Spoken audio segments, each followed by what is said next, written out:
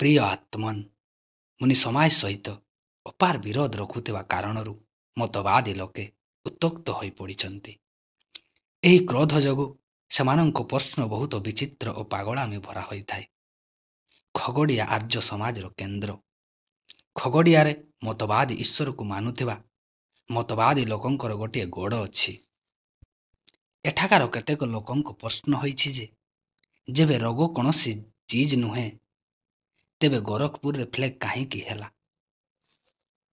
ସଦ୍ଗୁରୁଦେବ, କ'ଣ କେବଳ ଗୋରଖପୁର ପାଇଁ ହିଁ ରୋଗ ବୋଲି କିଛି ଜିନିଷ ନାହିଁ? କ'ଣ ଆମ୍ଭେ ଆମର କୌଣସି ଲେଖାରେ ଏହା ଲେଖିଛୁ ଯେ ଗୋରଖପୁର ନିମନ୍ତେ ବେମାରୀ କୌଣସି ଚିଜ୍ ନୁହେଁ?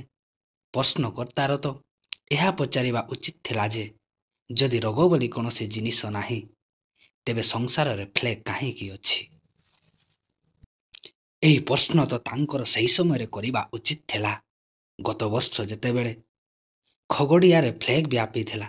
କିନ୍ତୁ ସେତେବେଳେ ଏହି ପ୍ରଶ୍ନ କାହିଁକି କରାଗଲା ନାହିଁ? ଗୋରଖପୁରରେ ପ୍ଲେଗ୍ ବ୍ୟାପିବା ପରେ କାହିଁକି କରାଗଲା? ଏଥିରେ ବି ଗୋଟିଏ କାରଣ ଅଛି। କଥା ଏହା ଯେ, ଖଗଡ଼ିଆରେ ତ ସେ ରହୁଛନ୍ତି, ତାଙ୍କର ଭଗବାନ ବି ରହୁଛନ୍ତି। ସେମାନଙ୍କ ସହିତ ପ୍ଲେଗ୍ ରହିବା ଉଚିତ, କାହିଁକି ନା ଯେଉଁ ଭଗବାନ ସମସ୍ତଙ୍କୁ ଗଢ଼ିଛି, ସେ ପ୍ଲେଗ୍ ମଧ୍ୟ ଗଢ଼ିଥିବ। ଯେବେ ସମସ୍ତଙ୍କୁ ଭଗବାନ ଗଢ଼ିଲା ତ ପ୍ଲେଗ୍କୁ ଶୈତାନ କେମିତି ଗଢ଼ିଲା? ଭଗବାନଙ୍କ ଉପସ୍ଥିତିରେ ଶୈତାନ କେମିତି ପ୍ଲେଗ୍କୁ ଗଢ଼ିଲା ଓ ଭଗବାନ ତାକୁ ରୋକିପାରିଲେ ନାହିଁ? କରୁଣା ସାଗର, କରୁଣା ନିଧାନ ଦୀନବନ୍ଧୁ ପରମ ପିତାଙ୍କ ଥିବାରେ ବି ପ୍ଲେଗ୍ ଉତ୍ପନ୍ନ ହୋଇଗଲା, ଆଉ ତାଙ୍କର ଲକ୍ଷ ଲକ୍ଷ ଭକ୍ତଙ୍କୁ ମାରି ପକାଇଲା। ଏହାକୁ ଏହି ମତବାଦୀ ଲୋକେ ଠିକ୍ ଦେଖୁଥିଲେ, କିନ୍ତୁ ନିଜର ପରମ ପିତା ଯେ ସର୍ବତ୍ର ବିଦ୍ୟମାନ ଦୟାସାଗର ଓ ସର୍ବଶକ୍ତିମାନ ଭଗବାନଙ୍କୁ କାହିଁକି ପଚାରିଲେ ନାହିଁ ଯେ, ହେ ସର୍ବଶକ୍ତିମାନ ପରମ ପିତା, ତୁମ୍ଭର ଥିବାରେ କେହି ତୁମ୍ଭର ଭକ୍ତମାନଙ୍କୁ ମାରିପାରେ ନାହିଁ, ତେବେ ହେ ଦୟାସାଗର ପରମ ପିତା, ତୁମ୍ଭର ଦେଖୁଥିବାରେ ଓ ରହିଥିବାରେ ତୁମ୍ଭ ଆଗରେ ହିଁ ତୁମ୍ଭର ପୁତ୍ରମାନଙ୍କୁ ପ୍ଲେଗ୍ କାହିଁକି ମାରୁଛି?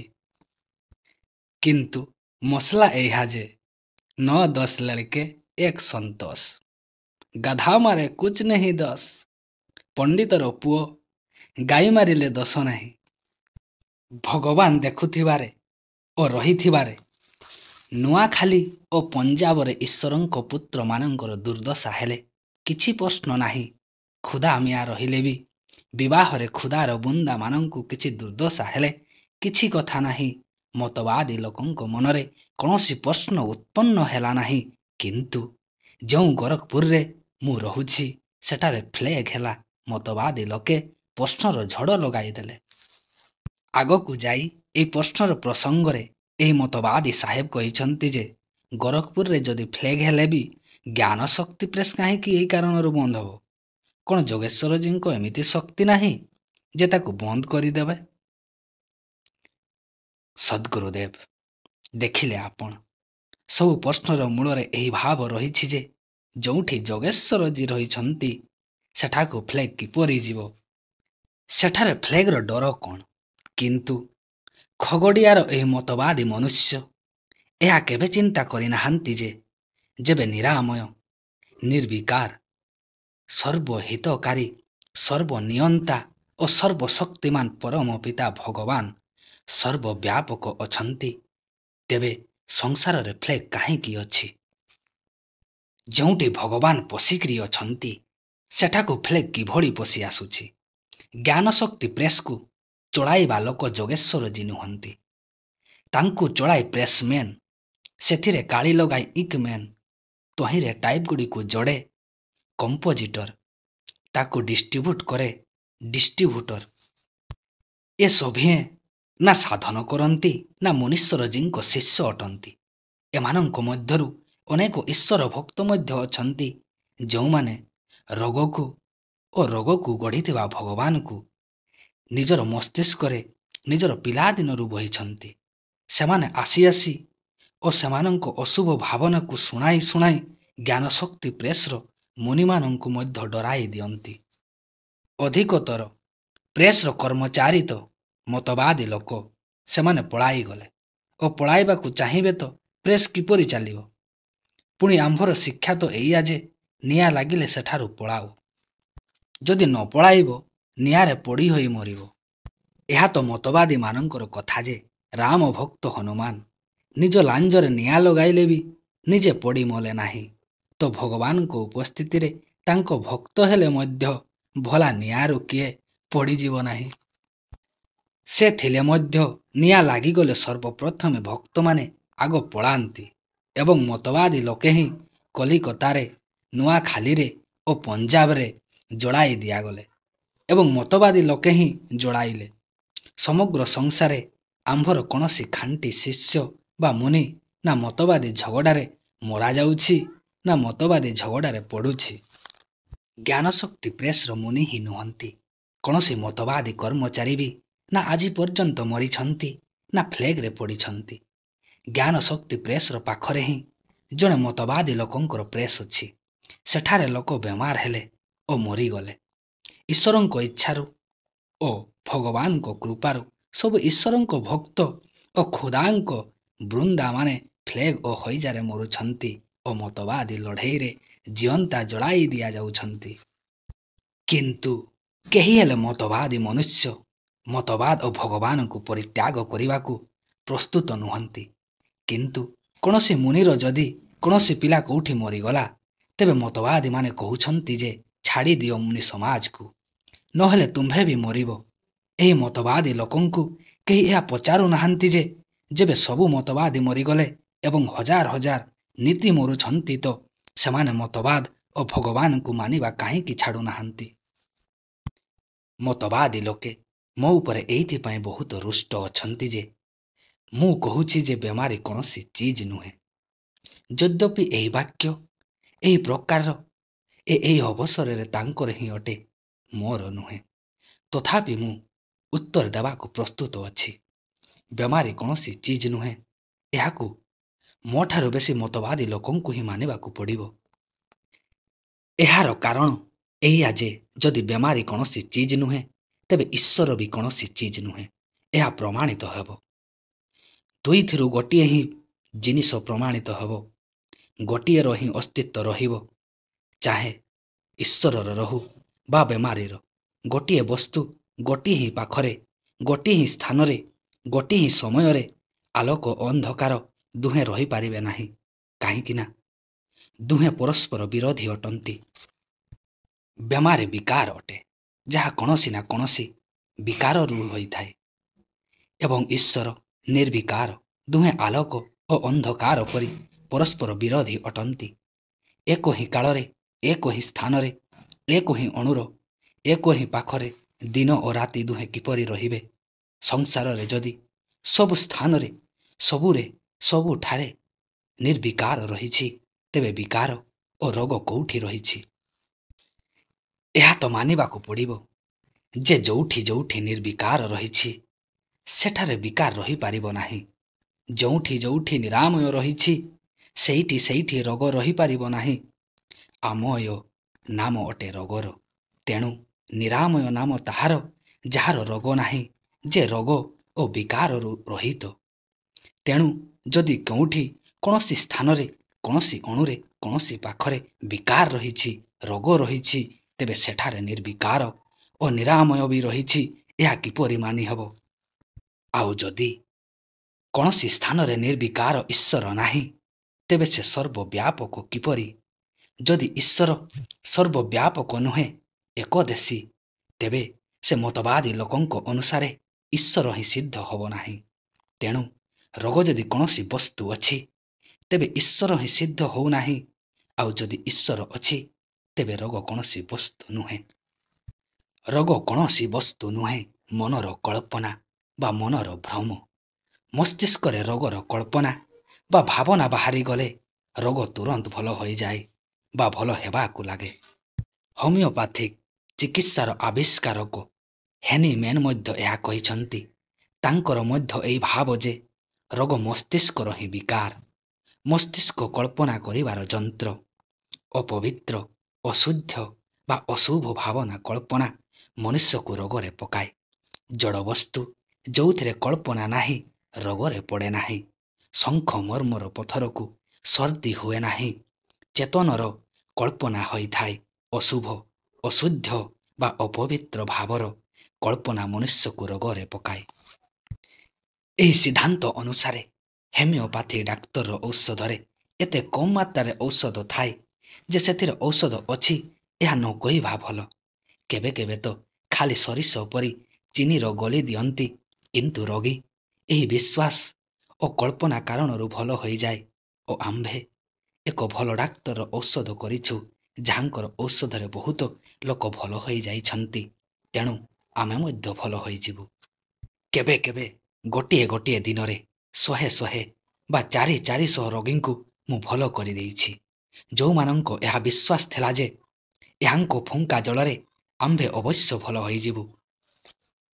କିନ୍ତୁ ଏଠାରେ ଏହି ଗୋରଖପୁରର ଲୋକେ ମୋ ପାଖକୁ ଭଲ ହେବାକୁ ଆସନ୍ତି ନାହିଁ, କାହିଁକି ନା ତାଙ୍କର ମୋ ପ୍ରତି ବିଶ୍ୱାସ ନାହିଁ। ଯେଉଁମାନଙ୍କର ବିଶ୍ୱାସ ନାହିଁ ସେମାନେ ଭଲ ବି ହେବେ ନାହିଁ। ତାଙ୍କୁ ମୁଁ କିଛି କହିବାକୁ ମଧ୍ୟ ଚାହୁଁନାହିଁ। ଶବର ଘା 1000 ଔଷଧ କଲେ ବି ଭଲ ହେବ ନାହିଁ, କାରଣ ତାଠାରେ ଭଲ ହେବାର କଳ୍ପନା ହିଁ ନାହିଁ। କଳ୍ପନା ନଥିବା କାରଣ ଏଇଆ ଯେ ଶବରେ, ଜଡ଼ରେ ବା ଯେଉଁଥିରେ ଚେତନାତ୍ମା ନାହିଁ ତାଠାରେ କଳ୍ପନା ନଥାଏ। ରୋଗକୁ ଈଶ୍ୱର ସୃଷ୍ଟି କରିନାହିଁ। ପବିତ୍ର ଓ ନିର୍ବିକାର ପୁରୁଷ ବିକାର ଓ ରୋଗକୁ ସୃଷ୍ଟି କରିପାରିବ ନାହିଁ ଓ ସୃଷ୍ଟିକର୍ତ୍ତା ବା ସମସ୍ତଙ୍କ ସ୍ରଷ୍ଟା ଈଶ୍ୱର ହିଁ ଅଟେ। ଈଶ୍ୱର ମାନେ ମତବାଦୀ ଈଶ୍ୱର ନୁହେଁ।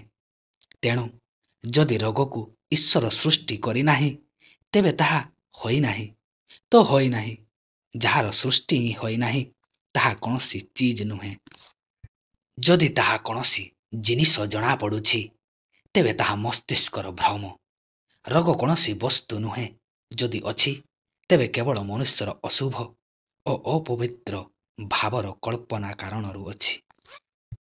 ଏହି ପ୍ରଶ୍ନଗୁଡ଼ିକୁ ମୋର ପ୍ରିୟ ଶିଷ୍ୟ ନବଲ କିଶୋର ମୁଖାର ଖଗଡ଼ିଆରୁ ଲେଖି ପଠାଇଥିଲେ, ଯାହାକୁ କୌଣସି ମତବାଦୀ ମନୁଷ୍ୟ ତାଙ୍କୁ କରିଥିଲା।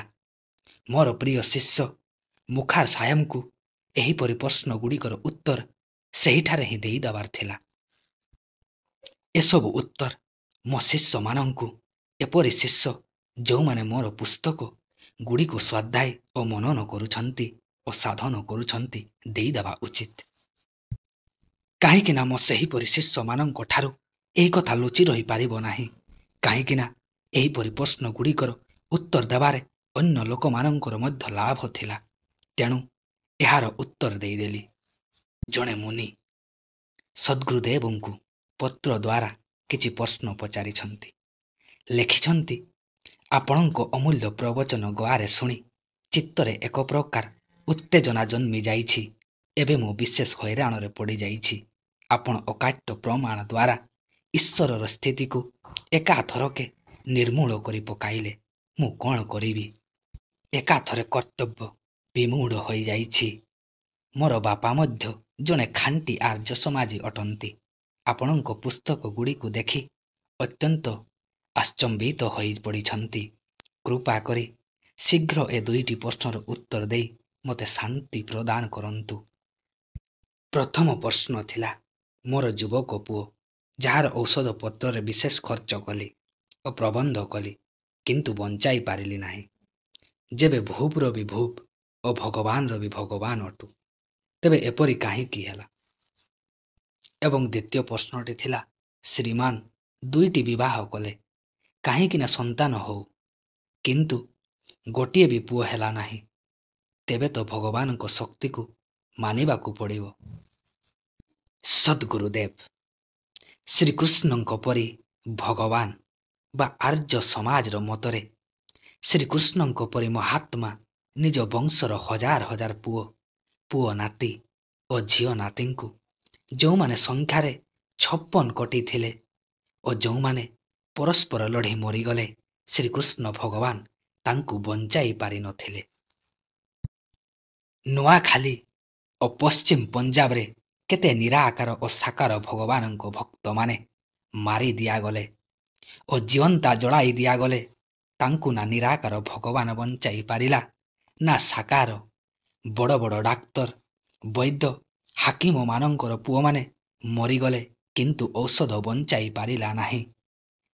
ମୋର ପୁସ୍ତକଗୁଡ଼ିକୁ ଦେଖନ୍ତୁ। ମୋର ତ ସିଦ୍ଧାନ୍ତ ଏଇଆ ଯେ ଯାହାକୁ ଯେତେ ଔଷଧ ଦେବେ ସେ ସେତେ ଶୀଘ୍ର ମରିବ। ଯେଉଁ ପକ୍ଷୀ, ପଶୁ ଓ ବଣଜାତିଙ୍କ ନିମନ୍ତେ ଔଷଧ ଓ ଡାକ୍ତର ନାହିଁ, ସେ ସେତିକି ସୁସ୍ଥ ଓ ସେତିକି ଦୀର୍ଘଜୀବୀ। ଆପଣ ଆପଣଙ୍କ ପୁଅ ପାଇଁ ବହୁତ ଔଷଧ କଲେ ଓ ଖର୍ଚ୍ଚ କଲେ, କିନ୍ତୁ ବଞ୍ଚାଇ ପାରିଲେ ନାହିଁ। ଏହା ହିଁ ତ ସିଦ୍ଧାନ୍ତ ଯେ ମର୍ଜ ବଢ଼ ଗୟା ଜୋ ଦାବା କି। ରୋଗ ବଢ଼ି ବଢ଼ି ଗଲା, ଯେମିତି ଯେମିତି ଔଷଧ କରାଗଲା। ମୋ ଲିଖିତ ପୁସ୍ତକ ନିରୋଗ ହେବାର ଅଦ୍ଭୁତ ଉପାୟ ଦେଖନ୍ତୁ ଓ ଶରୀର ସହ ଅମର ହେବାର ଉପାୟ ବି ଦେଖନ୍ତୁ। ତଥାପି ଆପଣ ଭଗବାନଙ୍କ ଭଗବାନ ଅଟନ୍ତି। ତେଣୁ ଆପଣଙ୍କ ଗୋଟିଏ ପୁଅ ମଲା, ଭଗବାନଙ୍କ 56 କୋଟି ପୁଅ ମରିଗଲେ। ମୁଁ ପୁତ୍ର ପାଇଁ କେବେ ବିବାହ କରିନଥିଲି। କିଏ ଆପଣଙ୍କୁ ଏହା କହିଥିଲା ଯେ ମୁଁ ପୁତ୍ର ପାଇଁ ବିବାହ କରିଥିଲି? ପୁତ୍ର ନିମନ୍ତେ ବିବାହ କରନ୍ତି ମତବାଦୀ ଲୋକେ, ଯଦ୍ୱାରା ପିଣ୍ଡ ପାଣି ଦେଇ ସେ ତାରି ପାରିବ। ଶରୀର ସହ ଅମର ହେବାର ଉପାୟ ନାମକ ପୁସ୍ତକକୁ ଦେଖନ୍ତୁ। ସେଥିରେ ଗୋଟିଏ ଅଧ୍ୟାୟ ଶୀର୍ଷକ ଅଟେ ଅମର ହେବାର ସଂସାରରେ ଭିଡ଼ ହେବ ନାହିଁ।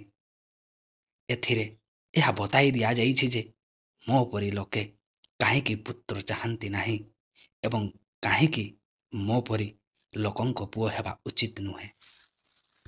ମୋର ଯେତିକି ଶିଷ୍ୟ ଅଛନ୍ତି ସମସ୍ତେ ମୋର ପୁଅ। ପୁଅମାନେ ହୋଇଥାନ୍ତେ ତ ମୋ ନିଜର ଧନ, ମନ, ତନୁ ମୁନି ସମାଜ ପାଇଁ ଏତିକି ଲଗାଇ ପାରିନଥାନ୍ତି। ବଡ଼ ବାଧା ପହଞ୍ଚନ୍ତା। ଜୀବ ଅନାଦି ଓ ଅବିନାଶୀ। କୌଣସି ନୂଆ ଜୀବ ଜନ୍ମ ହେଉନାହିଁ। ସମସ୍ତେ ଅନାଦି। ଆର୍ଯ୍ୟ ସମାଜର ମଧ୍ୟ ଏହି ମତ ଯେ ଜୀବ ଅନାଦି ଅଟେ। ଯେବେ ସମସ୍ତେ ଅନାଦି, ତ ଯେଉଁମାନେ ମରୁଛନ୍ତି ସେମାନେ ପୁଣି ଜନ୍ମ ହେଉଛନ୍ତି। କାହାରି ପୁଅ ମରିବ, ତେବେ କାହାରି ଘରେ ଜନ୍ମ ହେବ। ଯେ ନିଜ ପାଖରେ ଜନ୍ମ ଚାହେଁ, ସେ ନିଶ୍ଚିତରେ ଅନ୍ୟର ପାଖରେ ମରଣ ଚାହେଁ। କୂଅରେ ଯେତେ ବି ଭଲ ଭଲ ପାଣିର ସ୍ରୋତ ଥାଉ, ଯେପର୍ଯ୍ୟନ୍ତ କୂଅରୁ ପାଣି କାଢ଼ୁଥିବେ ସେ ପର୍ଯ୍ୟନ୍ତ ସ୍ରୋତରୁ ପାଣି ବାହାରୁଥିବ। ପାଣି କାଢ଼ିବା ବନ୍ଦ କରିଦିଅନ୍ତୁ, ସିଆଡ଼େ ପାଣି ବାହାରିବା ବନ୍ଦ ହୋଇଯିବ।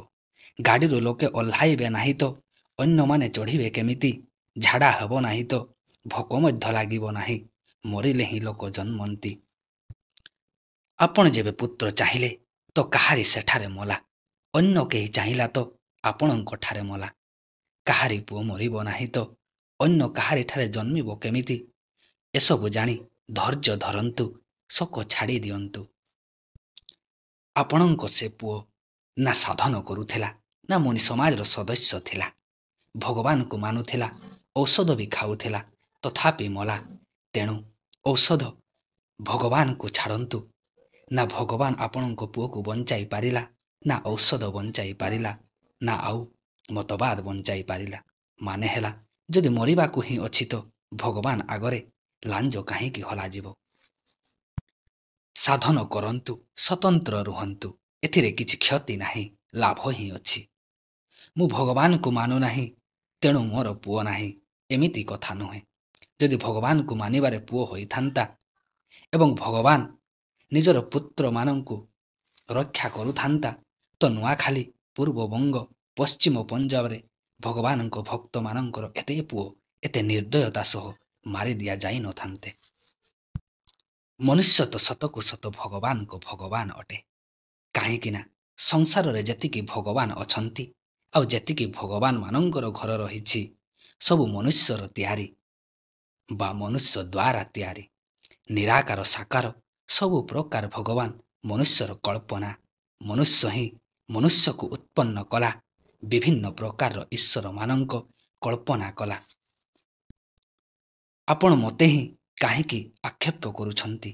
ଆପଣଙ୍କ ଈଶ୍ୱରର ମଧ୍ୟ ତ କେହି ପୁତ୍ର ନାହାନ୍ତି।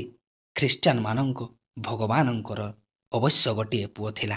ତାକୁ ମଧ୍ୟ ଏହି ମନୁଷ୍ୟମାନେ ରହିବାକୁ ଦେଲେ ନାହିଁ ଏବଂ ଶୁଳିରେ ଚଢ଼ାଇ ମାରିଦେଲେ। ଈଶ୍ୱର ତ ଏତେ ଅଯୋଗ୍ୟ ଯେ ନିଜର ପୁଅକୁ ମଧ୍ୟ ବଞ୍ଚାଇ ପାରିଲା ନାହିଁ। ଆପଣ ହିଁ ବିଚାର କରନ୍ତୁ, ଯେଉଁ ଈଶ୍ୱର ନିଜର ପୁଅକୁ ବଞ୍ଚାଇ ପାରିଲା ନାହିଁ, ସେ ଆପଣଙ୍କ ପୁଅକୁ କିପରି ବଞ୍ଚାଇବ? ଡାକ୍ତରମାନେ ନିଜ ପୁଅକୁ ବି ବଞ୍ଚାଇ ପାରୁନାହାନ୍ତି, ତେବେ ଆପଣଙ୍କ ପୁଅକୁ ଯଦି ଔଷଧ ଦେଇ ବଞ୍ଚାଇ ପାରିଲେ ନାହିଁ ତ ଏଥିରେ ଆଶ୍ଚର୍ଯ୍ୟ ହେବାର କ'ଣ ଅଛି? ମୁଖାର ସାହେବ କହୁଛନ୍ତି ଯେ ମୋ ପୁଅ ପାଇଁ ବହୁ ଔଷଧ କଲି କିନ୍ତୁ ବଞ୍ଚାଇ ପାରିଲି ନାହିଁ। ଏହା ହିଁ ତ ମୁନି ସମାଜର ସିଦ୍ଧାନ୍ତ ଯେ ଔଷଧ କାହାକୁ ବଞ୍ଚାଇ ପାରେନା। ଔଷଧ ଜଡ଼ ଅଟେ, ତେଣୁ ଅମୃତ ନୁହେଁ। ମୃତ କାହାକୁ ଜୀବନ ଦେଇପାରିବ ନାହିଁ। ଜୀବନଦାତା ଅମୃତ ଅଟେ। ଅମୃତ ତାହା ଯାହା ମୃତ ନୁହେଁ, ଯାହା ଜଡ଼ ନୁହେଁ। ନ ଯୁକ୍ତ ମୃତ ଅମୃତ। ଯାହା ମୃତ ନୁହେଁ ଅର୍ଥାତ୍ ଯେ ଜଡ଼ ନୁହେଁ, ସେହି ଚେତନ ଆତ୍ମା ଅମୃତ ଅଟେ। ତେଣୁ ଆତ୍ମଜ୍ଞାନ, ଆତ୍ମବିଦ୍ୟା, ଆତ୍ମୋପାସନା ବା ଆତ୍ମଯୋଗ ଅମୃତ ତତ୍ତ୍ୱ, ଆନନ୍ଦ, ଶାନ୍ତି, ସ୍ୱତନ୍ତ୍ରତା ଏବଂ ମୁକ୍ତିର ପ୍ରଦାତା। ରାଜନୀତି, ମତବାଦ ଏବଂ ଜଡ଼ ବିଜ୍ଞାନ ଆତ୍ମବିଦ୍ୟାର ବିରୋଧୀ। ତେଣୁ ଏଥିରୁ ସଂସାରକୁ କେବେ ପ୍ରକୃତ ଶାନ୍ତି, ପ୍ରକୃତ ମୁକ୍ତି ଏବଂ ପ୍ରକୃତ ସ୍ୱତନ୍ତ୍ରତା ମିଳି ନପାରେ। ତେଣୁ ପ୍ରକୃତ ଶାନ୍ତି, ପ୍ରକୃତ ମୁକ୍ତି, ପ୍ରକୃତ ସ୍ୱତନ୍ତ୍ରତା ଏବଂ ପ୍ରକୃତ ସୁଖ ଯଦି ସଂସାରକୁ କେବେ ମିଳିପାରିବ ତ ଆତ୍ମବିଦ୍ୟା, ଆତ୍ମଜ୍ଞାନ, ଆତ୍ମପୂଜା ଏବଂ ଆତ୍ମୋପାସନା ଦ୍ୱାରା ହିଁ ମିଳିପାରିବ, ଯାହା ମୋର ଲେଖା ଏବଂ ମୋର ଗ୍ରନ୍ଥ ଢକା ବଜାଇ କହୁଛି। ମୁନି ସମାଜର ସ୍ଥାପନା ଏହି ସତ୍ୟ ଜ୍ଞାନର ପ୍ରଚାର ପାଇଁ ହୋଇଛି। ଏହି ଆତ୍ମଜ୍ଞାନକୁ, ଏହି ଆତ୍ମଯୋଗକୁ, ଏହି ଆତ୍ମପୂଜାକୁ ଏବଂ ଏହି ଆତ୍ମୋପାସନାକୁ ଯଦି ଜାଣିବାକୁ ଅଛି ତେବେ ମୁନି ସମାଜର ସଦସ୍ୟ ହେବାକୁ ହିଁ ପଡ଼ିବ ଏବଂ ଏହା ନିଶ୍ଚିତ ରୂପରେ ଦିନେ ସମଗ୍ର ସଂସାରରେ ପ୍ରଚଳିତ ହେବ, କାରଣ ସତ୍ୟକୁ ଏବେ କେହି ଆଉ ଅନେକ ଦିନ ପର୍ଯ୍ୟନ୍ତ ରୋକିପାରିବେ ନାହିଁ। ମୋର ଶିଷ୍ୟମାନେ ଅଣ୍ଟା ଭିଡ଼ି ନିଜ ଶକ୍ତି ଅନୁସାରେ ଏହି ସତ୍ୟର ପ୍ରଚାରରେ ତନୁ, ମନ ଏବଂ ଧନ ସହ ଲାଗି ଯାଆନ୍ତୁ। ମୋଠାରୁ ଅଧିକାର ନେଇ ଏହି ପ୍ରକୃତ ଯୋଗ ସାଧନ ଶିକ୍ଷା ଦେବା ଆରମ୍ଭ କରିଦିଅନ୍ତୁ, ଯଦ୍ୱାରା ସମଗ୍ର ସଂସାରରେ ମୁନି ସମାଜର ନାମ ବ୍ୟାପିଯିବ। ଆତ୍ମଜ୍ଞାନ ଅମରତାର ଭାବନା ଦିଗକୁ ନେଇଯାଏ ଏବଂ ମୃତ୍ୟୁର ଭାବନା ଏବଂ ମୃତ୍ୟୁର ଭୟକୁ କ୍ରମଶଃ ଦୂର କରେ। ଆତ୍ମଚେତନ ଏବଂ ଚେତନ ଆତ୍ମା ମୃତ୍ୟୁ ନଥିବାରୁ ଅମୃତ ଅଟେ। ତେଣୁ ଅମୃତର ବା ଆତ୍ମଜ୍ଞାନର ସ୍ୱଭାବ ହିଁ ହେଉଛି ଯେ ମୁନିମାନଙ୍କ ମଧ୍ୟରେ ଅମରତାର ଭାବନା ଉତ୍ପନ୍ନ କରିବା। ଅମରତାର ଭାବ ଏବଂ ଅମୃତ ତତ୍ତ୍ୱର ଭାବ ପୁତ୍ରେଚ୍ଛାର ବିରୋଧୀ ଅଟେ। ପୁତ୍ରର ଇଚ୍ଛା ତାହାର ହୋଇଥାଏ ଯେ ଏହା ଚିନ୍ତା କରେ ଯେ କାହିଁ ମୁଁ ମରିଗଲେ ତ ମୋର ସମ୍ପତ୍ତି ପର ଖାଇବେ। ମୃତ୍ୟୁର ଭାବନା ହିଁ ମନୁଷ୍ୟ ମଧ୍ୟରେ ପୁତ୍ରର ଇଚ୍ଛା ଉତ୍ପନ୍ନ କରିଥାଏ ଏବଂ ଏହା ସ୍ୱାଭାବିକ, କାହିଁକିନା ଯଦି ମୃତ୍ୟୁ ହେଉଥିବ ଏବଂ ଜନ୍ମ ହେବ ନାହିଁ ତେବେ ସଂସାର ଉଚ୍ଛନ୍ନ ହୋଇଯିବ। ତେଣୁ ଜଡ଼ ବିଜ୍ଞାନର ସହିତ, ଅଜ୍ଞାନର ସହିତ ଏବଂ ମୃତ୍ୟୁର ଭାବନା କରୁଥିବା ଲୋକ ସହିତ ପୁତ୍ରର ଇଚ୍ଛା ହେବା ସ୍ୱାଭାବିକ। ତେଣୁ ଆମ୍ଭ ପରି ଆତ୍ମଜ୍ଞାନୀମାନଙ୍କ ମଧ୍ୟରେ ଯଦି ପୁତ୍ରର ଇଚ୍ଛା ନଥାଏ ତେବେ କିଛି ଆଶ୍ଚର୍ଯ୍ୟ ନୁହେଁ, ସ୍ୱାଭାବିକ ଅଟେ। କେତେକ ପୁତ୍ରର ଇଚ୍ଛା ରଖିଥିବା ଲୋକ ମଧ୍ୟ ଏପରି ଥାଇପାରନ୍ତି ଯେ ତାଙ୍କର ପୁତ୍ର ହୋଇନଥିବ ଏବଂ ଭୋଜନର ଇଚ୍ଛା ରଖିଥିବା କେତେକ ଏମିତି ବ୍ୟକ୍ତି ଥାଇପାରନ୍ତି ଯାହାକୁ ଭୋଜନ ମିଳୁନଥିବ, ଆଉ ଯେ ପେଟ ଭର୍ତ୍ତି ଭୋଜନ କରିସାରିଛି ଏବଂ ପେଟ ଭୋଜନରେ ବହୁତ ଭରି ଯାଇଛି ତାହାର ଭୋଜନ କରିବାର ଇଚ୍ଛା ହୋଇନପାରେ। ଠିକ୍ ଏହିପରି ପ୍ରକୃତ ଆତ୍ମଜ୍ଞାନୀର ପୁତ୍ରେଚ୍ଛା ଭାବନା ହୋଇପାରିବ ନାହିଁ। ତେଣୁ ଆମ୍ଭର କିମ୍ବା ଆମ୍ଭ ପରି ଲୋକଙ୍କର ପୁତ୍ରର ଇଚ୍ଛା ନ ହେବା ଏବଂ ଇଚ୍ଛା ଥିଲେ ମଧ୍ୟ ପୁତ୍ର ନ ହେବା କିଛି ଆଶ୍ଚର୍ଯ୍ୟ ନୁହେଁ, ବରଂ ସ୍ୱାଭାବିକ ଅଟେ। ଜଡ଼ ବିଜ୍ଞାନ ଏବଂ ମତବାଦ ମରିବା ଭାବନା ଏବଂ ବ୍ୟର୍ଥ ବିଷୟର ଇଚ୍ଛା ଉତ୍ପନ୍ନ କରିଥାଏ। ଯେପରିକି ପୁତ୍ର ହେବ ନାହିଁ ତ ନର୍କରୁ ଆମ୍ଭର ଉଦ୍ଧାର କିପରି ହେବ? ପୁତ୍ର ହେବ ନାହିଁ ତ ପିଣ୍ଡ ପାଣି ଶ୍ରଦ୍ଧା ଗୟା କିଏ କରିବ, ଯାହାଦ୍ୱାରା ଆମ୍ଭର ଜନ୍ମ ହେବ? ପୁତ୍ର ହେବ ନାହିଁ ତ ଆମ୍ଭର ନାଁ ଏବଂ ବଂଶ କିଏ ଚଳାଇବ? ଏସବୁ ଭାବନା ଅଜ୍ଞାନ କଳ୍ପିତ। ଆତ୍ମଜ୍ଞାନୀଙ୍କ ଭିତରେ ଏପରି ଭାବନା ଆସିପାରିବ ନାହିଁ। ଆତ୍ମଜ୍ଞାନୀଙ୍କ ଭିତରେ ପୁତ୍ରର ଇଚ୍ଛା ହୋଇପାରିବ ନାହିଁ। ତେଣୁ ମୋ ପୁତ୍ର ନ ହେବା ଏବଂ ମୋ ଭିତରେ ପୁତ୍ରର ଇଚ୍ଛା ନ ହେବା ସ୍ୱାଭାବିକ ଅଟେ, କୌଣସି ଆଶ୍ଚର୍ଯ୍ୟର କଥା ନୁହେଁ। ଛୋଟ ବୃକ୍ଷ ଏବଂ ବୃକ୍ଷ ଅକ୍ସିଜେନ୍ ଛାଡ଼ନ୍ତି, ଯାହା ମନୁଷ୍ୟମାନଙ୍କ ନିମନ୍ତେ ଅମୃତ ତୁଲ୍ୟ। ମନୁଷ୍ୟ କାର୍ବନ ଡାଇଅକ୍ସାଇଡ୍ ଛାଡ଼ନ୍ତି, ଯାହା ବୃକ୍ଷମାନଙ୍କ ପାଇଁ ଆବଶ୍ୟକ। ତେଣୁ ମନୁଷ୍ୟର ବନସ୍ପତି, ଛୋଟ ବୃକ୍ଷ, ଫୁଲ ପତ୍ର ଏବଂ ବୃକ୍ଷଗୁଡ଼ିକର ନିକଟରେ ରହିବା ଏବଂ ଏଗୁଡ଼ିକ ମନୁଷ୍ୟର ନିକଟରେ ରହିବା ଭଲ। ଠିକ୍ ଏହିପରି ସ୍ତ୍ରୀ ବ୍ରହ୍ମାଣ୍ଡର ଶକ୍ତି କୋଷରୁ ସ୍ତ୍ରୀ ଶକ୍ତିକୁ ଗ୍ରହଣ କରି ପୁରୁଷ ଶକ୍ତିକୁ ଛାଡ଼ିଥାଏ, ଯାହାର ଆବଶ୍ୟକତା ପୁରୁଷକୁ ହୋଇଥାଏ। ପୁରୁଷ ମଧ୍ୟ ଶକ୍ତି କେନ୍ଦ୍ରରୁ ପୁରୁଷ ଶକ୍ତିକୁ ଗ୍ରହଣ କରେ ଏବଂ ସ୍ତ୍ରୀ ଶକ୍ତିକୁ ତ୍ୟାଗ କରେ, ଯାହାର ଆବଶ୍ୟକତା ସ୍ତ୍ରୀକୁ ହୋଇଥାଏ। ତେଣୁ ସ୍ତ୍ରୀ ପୁରୁଷଙ୍କର ସଂଯୋଗ ବା ବିବାହ ପରସ୍ପରକୁ ଲାଭପ୍ରଦାୟକ। ଅବିବାହିତ ସ୍ତ୍ରୀ ଏବଂ ଅବିବାହିତ ପୁରୁଷ କେବେ ବି ଦୁହେଁ ପୂର୍ଣ୍ଣ ନୁହନ୍ତି। ତେଣୁ ଯେତେ ଋଷି ମୁନି ଥିଲେ ସମସ୍ତେ ସପତ୍ନୀକ ଥିଲେ, ସ୍ତ୍ରୀଯୁକ୍ତ ଥିଲେ ଏବଂ ବିବାହିତ ଥିଲେ। ରାମ ଏବଂ କୃଷ୍ଣ ବି ବିବାହିତ ଥିଲେ। ବିବାହ ଅତ୍ୟାବଶ୍ୟକ। ପୁରୁଷକୁ ସ୍ତ୍ରୀବାନ ହେବା ପରମ ଆବଶ୍ୟକ। ଏହା ମୋର ରଚିତ ସଚିତ୍ର ଯୋଗ ସାଧନରେ ଲେଖି ସାରିଛି। କିନ୍ତୁ ମତବାଦ ଏହା କହୁଛି ଯେ ବିବାହ କେବଳ ପୁତ୍ର ପାଇଁ କରାଯାଏ, ଯେଉଁଥିରେ ପିଣ୍ଡ ପାଣିର ନିଶ୍ଚୟ ହୋଇଯିବ, ଯାହା ବୃଥା କଥା। ଆମର ମୁଖା ସାହେବଙ୍କୁ ମୋର ପୁତ୍ର ଅଛି ନା ନାହିଁ ତାର ଚିନ୍ତା ନାହିଁ। ତାଙ୍କର ଚିନ୍ତା ଏଇଆ ଯେ ମୁଁ ମତବାଦୀ ଈଶ୍ୱରକୁ ମାନୁ ନାହିଁ। ଯେବେ ସେ କୌଣସି ପ୍ରକାର ମତବାଦୀ ଈଶ୍ୱରକୁ ସିଦ୍ଧ କରିପାରିଲେ ନାହିଁ ତ ଏଇଆ କହିଲେ।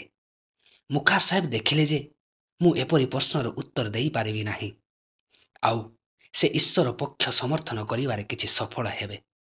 ମୋ ପାଖକୁ ଏପରି ଅନେକ ପ୍ରଶ୍ନ ଆସେ, ଯାହାର ଉତ୍ତର ମୁଁ ମୋର ପତ୍ରିକାରେ ଦେଇଥାଏ ଅଥବା ପୁସ୍ତକରେ ଅତି ବିସ୍ତାର ସହ ଲେଖି ସାରିଛି।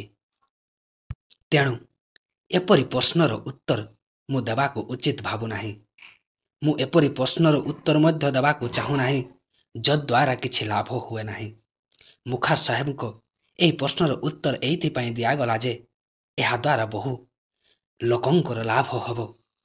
ଏହି ପତ୍ର ଉତ୍ତରର ଛଳରେ ମୁଁ ମୋର ଶିଷ୍ୟ ସଦସ୍ୟ ମୁନି ମାନଙ୍କ ଉପରେ ପ୍ରକୃତ ଆତ୍ମଜ୍ଞାନର ପ୍ରକାଶ ପକାଇ ପାରିବି ଏବଂ ଏକ ସତ୍ୟ ଜ୍ଞାନ ଦେଇ ସତ୍ୟ ଆତ୍ମଜ୍ଞାନର ପ୍ରଚାର ସଂସାରରେ କରିପାରିବି।